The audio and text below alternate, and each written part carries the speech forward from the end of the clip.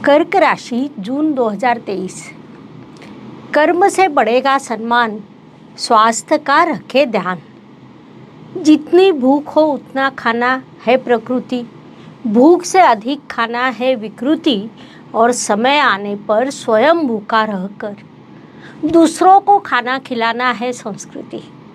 अत्यंत संवेदनशील लोगों के राशि के रूप में कर्क राशि की विशेष पहचान है। उस अनुसार आप सदैव सभी का विचार करते हैं, जिस कारण दूसरों को देने में आपको अधिक प्रसन्नता मिलती है। आपका यही स्वभाव इस महीने भी विकसित होने वाला है। नमस्कार, मैं एस्ट्रो गुरुमा डॉक्टर ज्योति जोशी आप सभी ज्योतिष प्रेमियों का हार्दिक स्वागत करती हूँ। हम जून 2022 महीने के राशि भविष्य को समझ रहे हैं। उसमें आज हम कर्क राशि के जातकों के लिए यह महीना कैसा रहेगा, इस पर विस्तार से वार्तालाप करेंगे। विभिन्न दृष्टिकोण से इस महीने के ग्रह स्थिति का हम शास्त्रोक्त विश्लेषण करने वाले हैं। साथ ही वीडियो के अंत में मैं आपको इस महीने करने वाले विशेष उपाय भी बताने वाली हूँ, इसीलिए वीडियो को अंत तक देखना ना भूलें।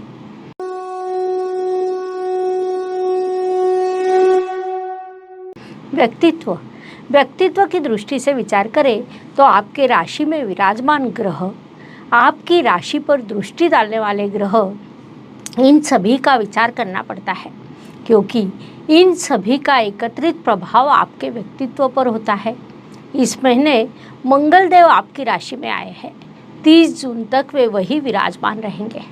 मंगल देव आपके पंचमेश है, जिस कारण मंगल देव कुछ सकारात्मक गुण जैसे सदैव क्रियाशील रहना, लगातार कार्य करना, तो शीघ्र क्रोध आना जैसे नकारात्मक गुण, ऐसे एक दूसरे के विरुद्ध प्रभाव आपके व्यक्तित्व पर होंगे। इस बात को मुख्य रूप से ध्यान में लेना चाहिए। धन परिवार वाणी की दृष्टि से विचार करें तो कर्क राशि के लिए रवि देव की स्थिति महत्वपूर्ण होती है, क्योंकि वे आपके धनेश है। रवि देव महीने के प्रथम पखवाड़े में आपके लाभ स्थान में विराजमान है। वहाँ से आपके लिए विभिन्न मार्गों से धन लाभ के अवसर निर्माण करेंगे। लेकिन रवि देव महीने के दूसरे पखवाड़े में आपके व्यय स्थान में प्रवेश करने वाले हैं।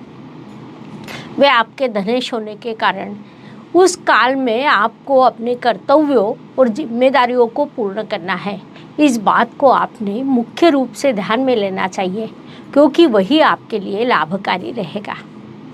पराक्रम एवं परिश्रम की दृष्टि से विचार करें तो कर्क राशि के लिए बुध देव की स्थिति महत्वपूर्ण होती है, क्योंकि वे आपके परिश्रमेश है। बुध देव इस महीने 3 स्थानों से भ्रमण करने वाले हैं, कर्म, लाभ और व्यय। यह वह 3 स्थान है, अर्थात सबसे पहले आप कर्म करेंगे, उसके बाद लाभ प्राप्त करेंगे और अंत में व्यय अर्थात खर्च भी करेंगे। संक्षेप में इसी पद्धति से आपके परिश्रम की दिशा रहेगी। इस बात को आपने पहले से ही ध्यान में लेकर इस महीने कामों की योजना बनानी चाहिए। वास्तु, वाहन, भूमि, सुख शांति की दृष्टि से विचार करें तो कर्क राशि के लिए शुक्र देव की स्थिति महत्वपूर्ण होती है, क्योंकि वे आपके चतुर्थेश है। शुक्र देव इस महीने आपकी राशि में ही विराजमान है, जिस कारण वास्तु लेने की, वास्तु का नवीनीकरण करने की, वास्तु में शुभ कार्यक्रम करने की तीव्र इच्छा आपके मन में निर्माण होगी। जहाँ इच्छा निर्माण होती है वहाँ मार्ग मिलते हैं। कई बार न होने वाली घटना भी होने की क्षमता इच्छा शक्ति में होती है। वही बात आपके साथ हो सकती है। साथ ही माता पिता से आपको सहयोग मिलेगा। इसीलिए अपनी इच्छा शक्ति को जागृत कर अपने इस काल का पूरा उपयोग करना चाहिए, यह सलाह आपको दी जाती है। सर्व ज्योतिष प्रेमी आणि अभ्यासकांसाठी एक परिपूर्ण ज्योतिष बनण्याची सुवर्ण संधी चालून आली आहे। ज्योतिष महासंमेलन दिनांक 11 आणि 12 जून 2023 रोजी पुण्यातल्या पावनभूमीत हॉटेल प्रेसिडेंट, प्रभात रोड इथे हे महाअधिवेशन होत आहे। या अधिवेशनात सहभागी होण्यासाठी आपल्याला आधी नाव नोंदणी करावी लागेल। त्यासाठी शुल्क आहे केवळ 1800 रुपये। विशेष प्रतिनिधी किंवा समिती सदस्य म्हणून नाव नोंदणीसाठी अनुक्रमे 4100 आणि 2500 रुपये शुल्क असेल. अशा सदस्यांचा होईल मान्यवरांच्या हस्ते शाल, श्रीफळ आणि स्मृतिचिन्ह देऊन सन्मान. सर्वांसाठी असेल चहा, नाश्ता, भोजन, हाय टी. मग उशीर कशाला?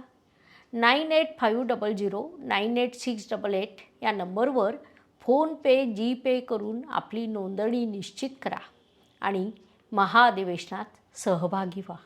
नोंदणीसाठी पुन्हा एकदा नंबर सांगते, 9850098688.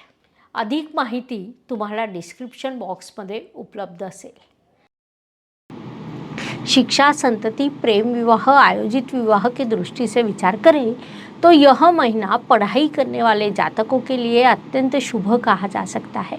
विशेष रूप से इलेक्ट्रॉनिक्स, मैकेनिकल या टेक्निकल क्षेत्र में पढ़ाई करने वाले विद्यार्थियों को बड़ी सफलता प्राप्त होगी. साथ ही कला क्षेत्र के विद्यार्थियों के लिए यह महीना सामान्य लेकिन अध्ययन के दृष्टि से सफलता का रहेगा. जिन जातकों को संतति की इच्छा है उनकी भी मनोकामना पूरी हो सकती है. उपवर युवक युवतियों के लिए विवाह के योग निर्माण होंगे. प्रेम विवाह और आयोजित विवाह के योग है.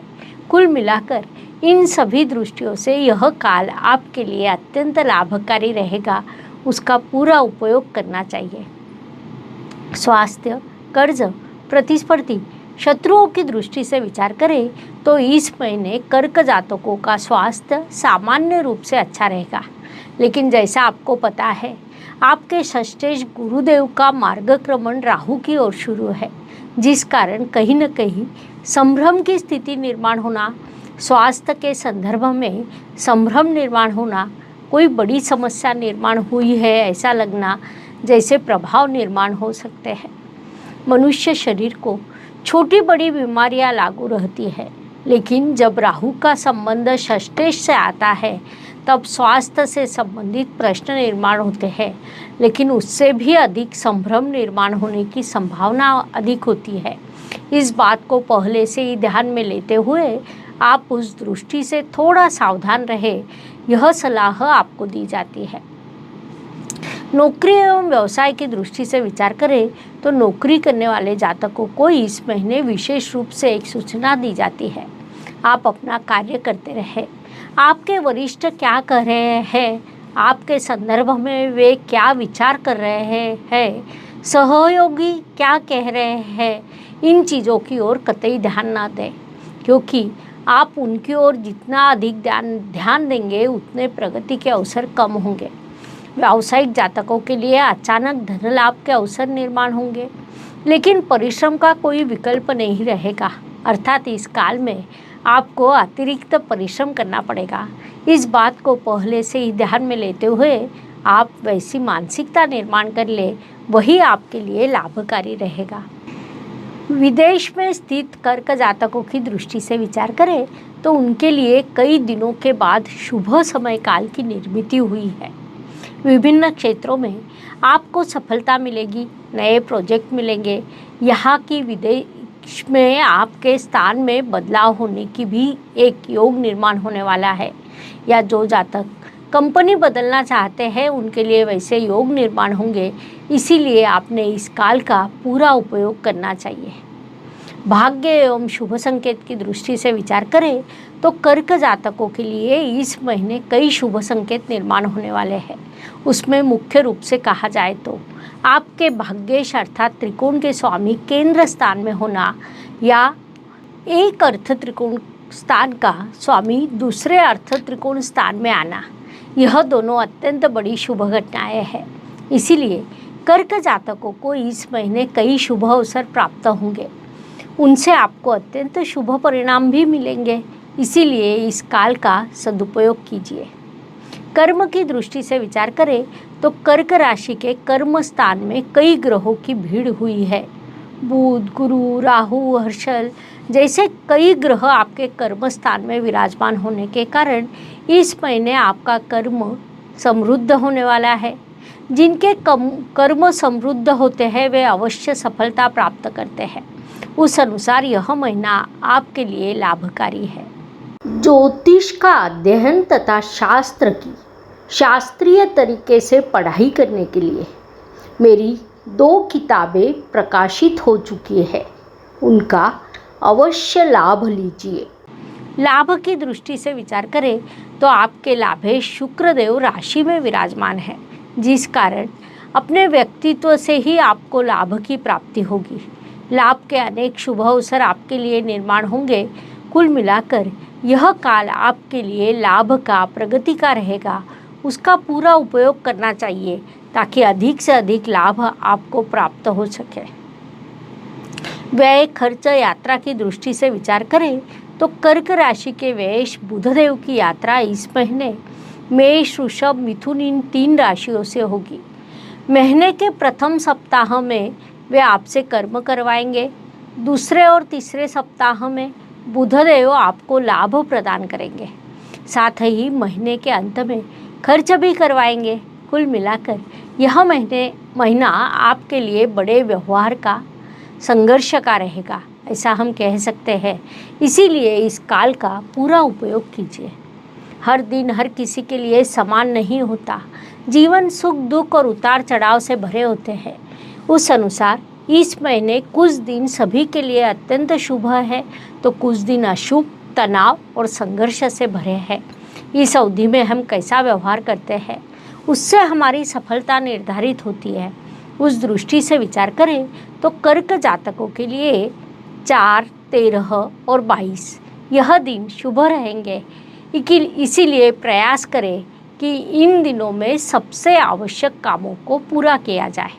साथ ही 2, 11 और 20 यह दिन आपके लिए अशुभ रहेंगे। तो हो सकता है कि इन दिनों में आपका संघर्ष बढ़ेगा। इसीलिए आपको इन दिनों की उचित योजना बनानी होगी ताकि आपका मानसिक स्वास्थ्य बना रहे। उपायों की दृष्टि से विचार करें तो ज्योतिष में अत्यंत छोटे छोटे लेकिन बड़ा परिणाम करने वाले उपाय बताए गए हैं। अशुभ चीज़ों की अशुभता कम करने का, शुभ चीज़ों की शुभता बढ़ाने का उनमें सामर्थ्य होता है। उस अनुसार उपाय का विचार करें तो शनि महाराज अपनी मूल त्रिकोण राशि में विराजमान है। महत्वपूर्ण बात है कि 17 जून को वे वक्री होंगे। प्राकृतिक कुंडली के लाभ स्थान से उनकी यात्रा शुरू है, जिस कारण उनका महत्व अधिक है। इसीलिए शनि महाराज की दिव्य नामावली के अनुसार हर राशि के लिए मैं 3-3 मंत्र देने वाली हूँ। हर मंत्र का जाप आपने 5 बार करना है। उस अनुसार कर्क राशि के लिए ओम सुखासनोपविष्टाय नमः, ओम सुंदराय नमः, ओम घनाय नमः, यह 3 मंत्र सूचित किए जाते हैं। इन मंत्रों के जाप से आपको अत्यंत शुभ परिणाम प्राप्त होंगे।